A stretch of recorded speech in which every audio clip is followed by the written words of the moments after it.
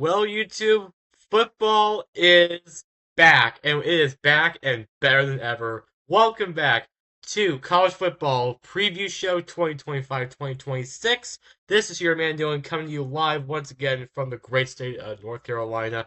This is the first year that I will be doing a college football show. Of course, y'all have already known me from the NFL show. I will continue to do the NFL show this season. I know last year was a little bit off and everything, but this year we're going to go full college football and National Football League all this season. Let's go again and get started. So, the main question of the year is what's in store for the second year of the 12-team college football playoff. Of course, the background here is the new NCAA football game that came out in July of this year, featuring Ryan Williams and Jeremiah Smith, both wide receivers from Alabama and Ohio State, respectively, along with a bunch of other household names that people know about. So let's go ahead and get started. So, serious information. It's going to be very similar to the NFL show. I'm going to have my featured matchup of the week. We'll go through the top matchups. I'm only going to have maybe from 4 to 6 matchups a week. Top matchups, picks, spreads, announcers, and of course some headlines from each week. But we will start that in week number 2 after we get through the full slate of games.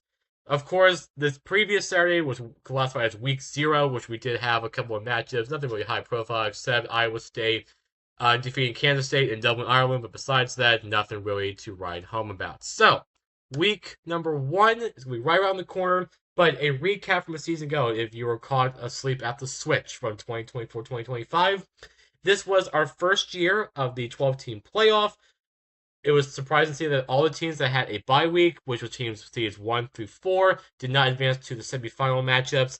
The national champion was the Ohio State University. It was the second straight Big Ten team to win a national championship, as of course Michigan won their national championship in 2023. And of course we have all those new TV deals going into place, so ABC is now the home for the SEC, and CBS is now the home for the Big Ten, and then you've got Big 12 action thrown on Fox. It's a whole thing. But that has gotten going starting last season, and it's going to continue into this season, and at least for the foreseeable future. So, week number 1, again, right around the corner. But some questions that we're going to get some answers to in this season. The main question: can Jeremiah Smith and the Ohio State University repeat as back-to-back national titles? It has not been done in the CFP format in quite some time, but it's something that, of course, we have to ask. The second question, though, is one that has been very worthy of note. Will the number 2 team in the country, the Penn State Nittany Lions, how good will they be this year? This is the year where they've got all of their stars back. They've got their quarterback back. They've got both the running backs back. The whole offense is coming back. The defense is looking the part outside of Abdul Carr, who went to the Giants. But this is supposed to be the year for Penn State. We've been saying this literally since James Franklin took over the program 10 years ago. So can they be good? Well, Indiana, back up one of their best season known to man. I mean, we saw what they did last year, making to the college football playoff as by far the surprise of the college football landscape a season ago. Of course, losing to Notre Dame in the first round at their place. But they've got some marquee games on their schedule, so who knows what Indiana can bring to the table this year. The number 1 team in the country is out of the SEC. That'll be the University of Texas Longhorns. Of course, their new quarterback will be the cousin of Peyton and Eli Manning. That will be Arch Manning. He did not play much last year, so it's this year. Is Texas going to look good with a freshman quarterback? And we're going to know the answer to that question very soon in our week 1 feature matchup. I think the coaching shock of the season, at least in the offseason, was Bill Belichick agreeing to come down to the college ranks for the first time in his career, having spent copious amounts of time in the NFL. He decided to go ahead and sign a deal with the North Carolina Tar Heels, allegedly having a large manuscript or memorandum of understanding of what's his plan for North Carolina is going to be. But the question is, how good is he going to be in year 1 under leading a college regime with NIL and all the question marks, and especially walking into a semi-loaded ACC? How is North Carolina going to fare with Bill Belichick in year 1? And then, of course, every year, who's the surprise team going to be? Last year was Indiana. Who knows what's going to be this year? I mean, who is going to be that unranked team that just comes out of nowhere? A lot of question marks. I mean, the number ones, it could be Georgia Tech, it could be Missouri, it could be USC. Those would be 3 of the teams that received votes in the AP poll, but again, the AP poll doesn't really matter. But who knows what this year is going to bring. So let's go ahead and finally get into our picks. The week one featured game of the week on my slate by far has got to be a top three matchup in Columbus. It'll be the number one team in the land, the Texas Longhorns, going on the road to face the reigning national champion, third ranked, the Ohio State Buckeyes. That'll be our big noon kickoff. I'll discuss this matchup and four other matchups that are worthy of note in this week's video. So let's go ahead and get started. All right, so my five matchups, that I'll be discussing in the video this week. We're going to discuss Texas and Ohio State, Alabama, Florida State, LSU and Clemson to round out your Saturday, Notre Dame and Miami, and then TCU and North Carolina as the fifth one. Of course, four of those games feature ranked opponents.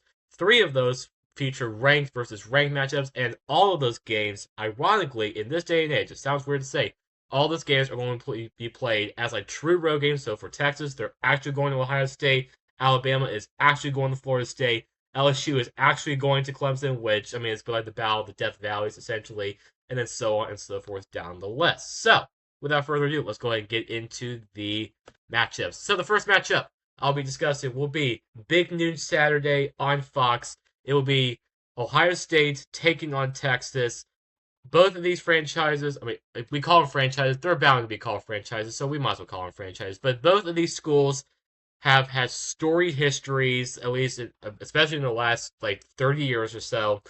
Texas and Ohio State, of course, met last year in the college football semifinal in the Cotton Bowl, where Ohio State had to get the Jack Sawyer strip sack and fumble and touchdown recovery to win that one by 2 touchdowns. So, on the Texas side, a season ago, 13-3 in their first season in the SEC, finishing 7-1. They won the regular season crown, but they did lose to Georgia in the SEC title game, knocking them down into the wild card section of the bracket. And of course, as I mentioned earlier, they lost to Ohio State in the Cotton Bowl in the CFP semifinal.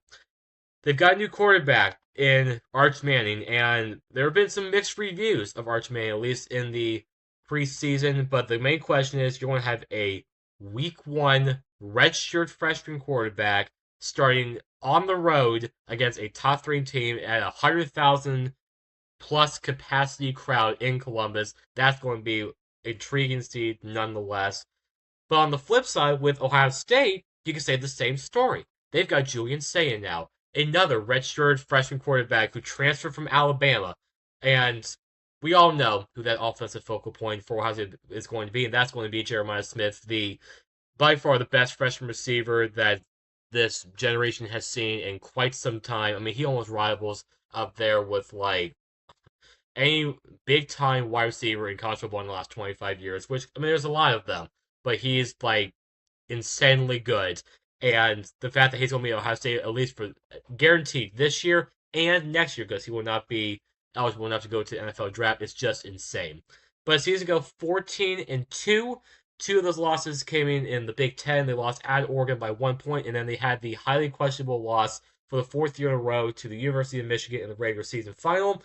They finished 4th in the Big Ten standings out of 18 teams, but went on to win the national championship against Notre Dame in Atlanta. So, the question really comes down to, which one do you have more faith in? Gus Johnson, Joel Klatt will be on the call for this one. Ohio State is a 2.5-point favorite, courtesy of CBS Sports, and over-under is 47.5. Of course, all these numbers will probably fluctuate between now and Saturday noon because it's only Tuesday.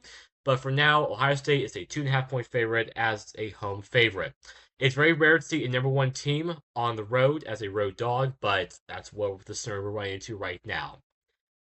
Walking into a 105,000 capacity crowd in Columbus is not something that is for the faint of heart. It's going to require a lot of guts, a lot of toning out the noise. Most quarterbacks, at least in the upper echelon, will be able to do that. Will Arch Manning be able to do that? I believe he can. I think that there are going to be some times where Ohio State is just going to look a little weak because Ohio State is replacing a bunch of people on defense. So that's worthy of note.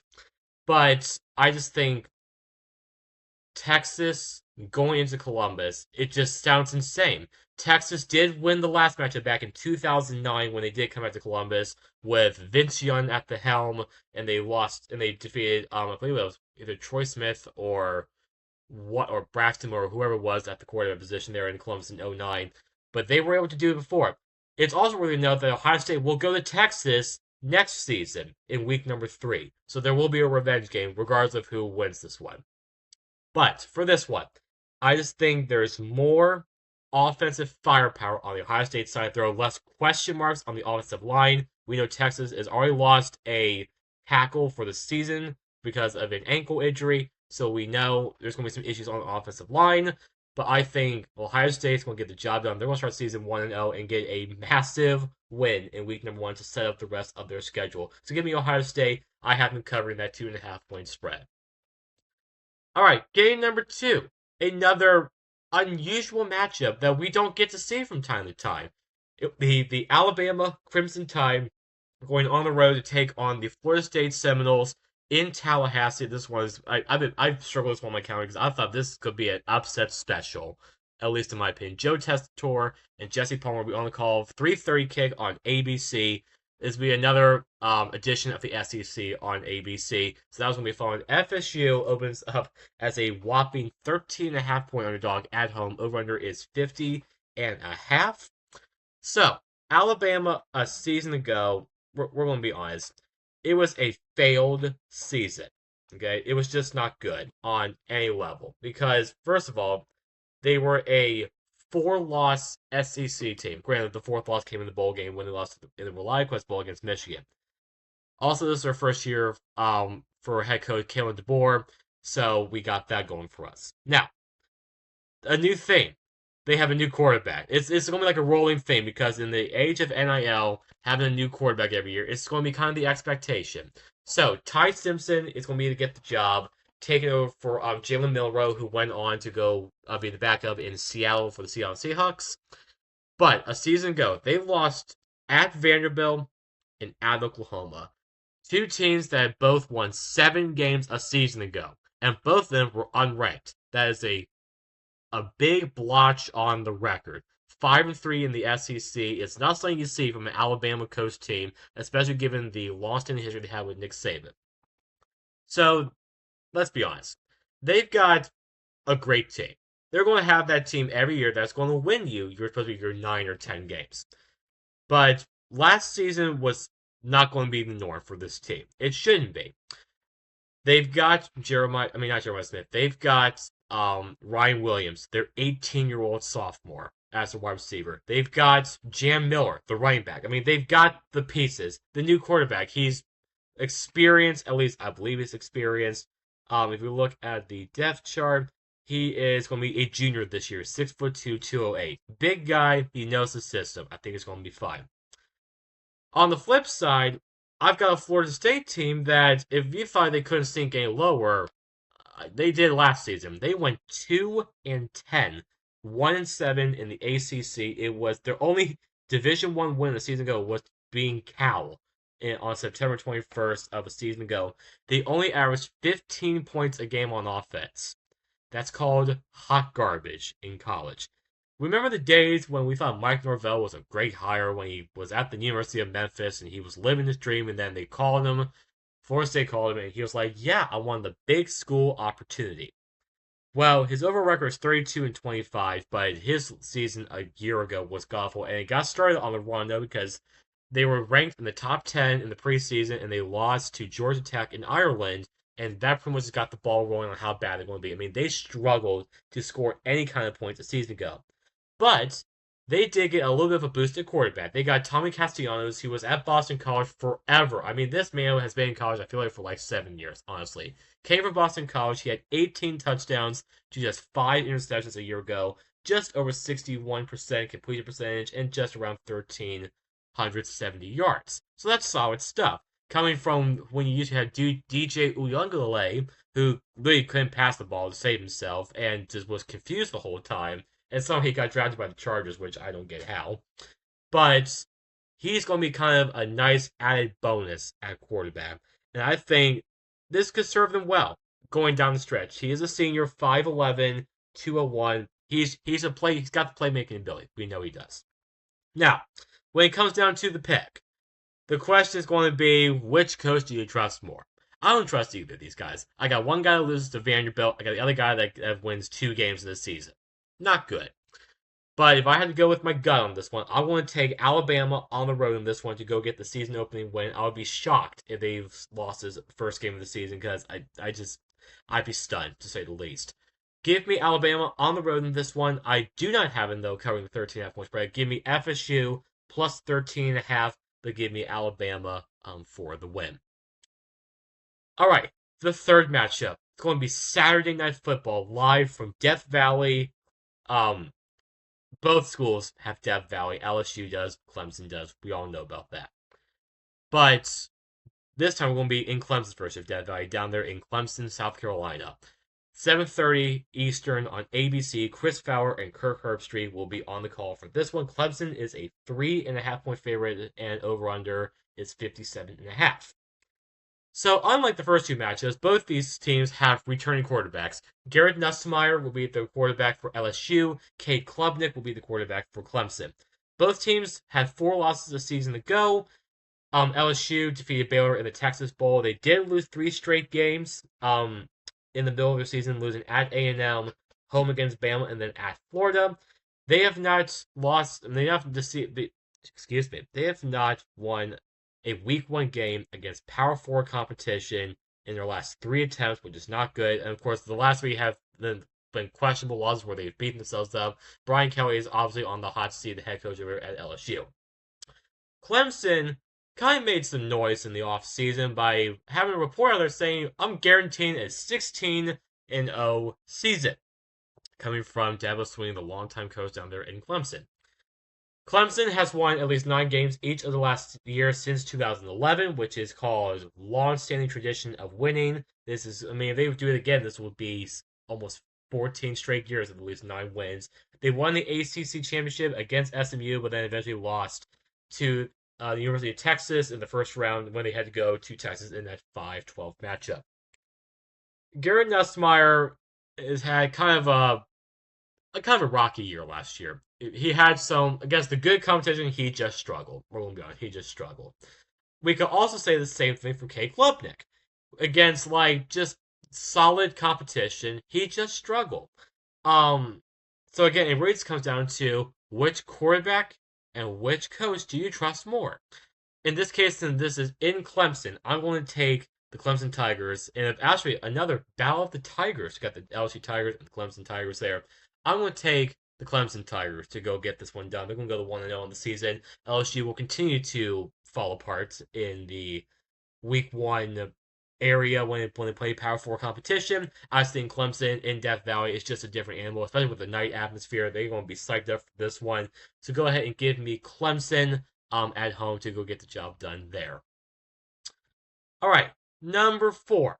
It's going to be a matchup on Sunday. It's going to be a night game in Coral Gables. This is going to feature the national runner-up, 6th-ranked Notre Dame Fighting Irish taking on the 10th-ranked Miami of Florida Hurricanes. To be perfectly honest, this one has just got so many things written over it. I mean, this is almost a rematch of Catholics versus convicts, literally. So, I said there that we don't know who Notre Dame's starting quarterback is going to be. I'm going to find that out for you right now, because they should have announced their quarterback already. If they haven't, they're kind of in trouble. But it looks like, well, actually, I really don't know who the quarterback's going to be. I believe it could be Kenny Minchey. They have him 3rd on the depth chart, but I don't know where he's at. But regardless of who the quarterback is, because we know Notre Dame is a run-first offense, Jeremiah Love coming back for his junior season. 6 foot, 214 pounds of rumbling, tumbling rock is what he is. They went 14-2 last season in 2024-25. Of course, it was headlined by a Week 2 loss at home to Northern Illinois out of the MAC conference, and then they didn't lose again until the national title. So literally, it was after that loss, it was just, you had no room for error. And they didn't make a mistake. They beat Georgia in the Sugar Bowl. They beat Penn State in the Orange Bowl in the semifinals, but then eventually lost to Ohio State, which has been kind of their kryptonite for the last 30 or so years. in the national title game. On the Miami side, they got Carson Beck, formerly of the University of Georgia. And of course, there was a lot of turbulence related to him leaving Georgia and going to Miami. There was something about a girlfriend, and she wanted to go to Miami or something. And he was like, I'm ready for the culture change, and I didn't like the offense, and so many other issues. He had 12 interceptions a year ago. Granted, 28 touchdowns, but 12 interceptions in the SEC is just not acceptable. Last year, Miami went 10-3, headlined by the number one overall pick, Cam Ward, who got drafted by the Tennessee Titans. Went 10-3, lost 2 of their last 3 games after starting the season 9-0, and they were geared for a college football playoff berth, which kind of surprised me that they took a quarterback, at least in the Tennessee Titans, they took a quarterback that didn't make the college football playoff. That speaks volumes to their organization, at least to me. But they ended up stumbling in the end, finished 10-3, and lost to Iowa State in the Pop-Tarts Bowl. The Pop-Tarts Bowl is by far one of my favorite ones because they actually eat the Pop-Tart. It's a whole thing. But Notre Dame, of course, is known for run first. Miami is known for high flying, big time passing offense, and that's what Carson Beck can bring to the table. Carson Beck will be starting his senior season. He's got, he's got kind of the parts. CBS Sports gave him a pro comparison to David. Oh my God, David Carr. Oh my God, Derek Carr. I'm sorry, that's totally all me. Miami though is a 2.5 point underdog at home. Over is 49.5. Sean McDonough and Greg McElroy will be on the call for this one. I mean, this one it's just going to be fun to see, and of course, with a primetime audience on ABC at 7:30 on Sunday, it's just going to bring everybody. And of course, it's Labor Day weekend, so no one's going to work on Monday, so it's going to be wonderful to catch this game to end your Sunday. With that said, Notre Dame, of course, the stigma around them is that they can't win the big game. They can't beat the high echelon focal point teams in the college football. The same can be said for Miami. Miami was supposed to win the ACC, but somehow they just blew it because they couldn't beat, again, Georgia Tech and Syracuse. Both on the road, but it's the ACC. You should be able to beat formidable competition. You just should. The question mark comes, do you want to trust a running first team or a pass first team? Run first team, you've got less margin for error, I say. Oh no, by the way, passing teams have more margin for error because less bad things could happen to running teams compared to passing teams. So with this one, when it comes to just game management, and not to mention Notre Dame's going to be on a mission this year, I want to take the Fighting Irish on the road to go get this one done in Coral Gables. I have Notre Dame winning this one. They will cover the 2.5 point spread. But give me Notre Dame to bounce back from the national championship loss and get started with their season on a solid note by winning at Miami. Alright, and then to round out this video, it's a game that, honestly, if there's two teams that I honestly care less about, but the storyline is that Bill Belichick is the new coach at North Carolina. He has never coached college football before. We, of course, know him from his days in NFL, coaching with the Jets for like 5 minutes, and then New England for all those years, and then eventually getting fired in 2022, and then going to the college ranks and doing stuff like that. So, North Carolina finished 6-7 a year ago, losing in the Fenway Bowl to the University of Connecticut. They gave up 70 points at home to James Madison, which is an FCS opponent. They lost the last 2 games starting when they were 6-4. They lost against Boston College and against NC State to fall 6-6 before losing in the Fenway Bowl. But giving up 70 points to North Carolina, to James Madison, is not something you're going to be seeing on the regular, hopefully, with Bill Belichick at the helm, who is a defensive-minded coach. TCU finished 9-4. They did start 3-3 after being the national runner-up in the national title game 2 years ago. They started 3-3 and only lost 1 game after that. They defeated the University of Louisiana, so not LSU, in the New Mexico Bowl to finish their 2024-25 campaign. They do have a returning quarterback in Josh Hoover. I've never heard of him before. I don't think he's any good. UNC is a home underdog in this one at 3.5. Over-under is 56.5. Reese Davis and Kirk Herbstreit, who are both on College Game Day, which you can see on ESPN on Saturday, starting at 9 o'clock Eastern. They'll wrap up your Labor Day Monday with an 8 o'clock kick exclusively on ESPN. I just think too many question marks in Carolina so far. I think with a returning starting quarterback, I think TCU is going to be just fine. I'm going to take TCU on the road to go get the job done and spoil Bill Belichick's college debut and home debut in Chapel Hill. All right, this was a long video, but this is going to be one of my more of my longer ones because it's the first week of the season. So this wraps up the first week of the college football season video. This is your man Dylan. I hope you've enjoyed this video. Like this video, comment your thoughts on my picks, and I look forward to seeing you next week in week number 2. And starting next week, I'll be debuting the NFL football preview show every week starting next week because we've got National Football League starting next Thursday as the Dallas Cowboys go on the road to take on the defending Super Bowl champions, Philadelphia Eagles. This is your man Dylan signing off week number 1, and I look forward to hearing from you guys next week. Take care.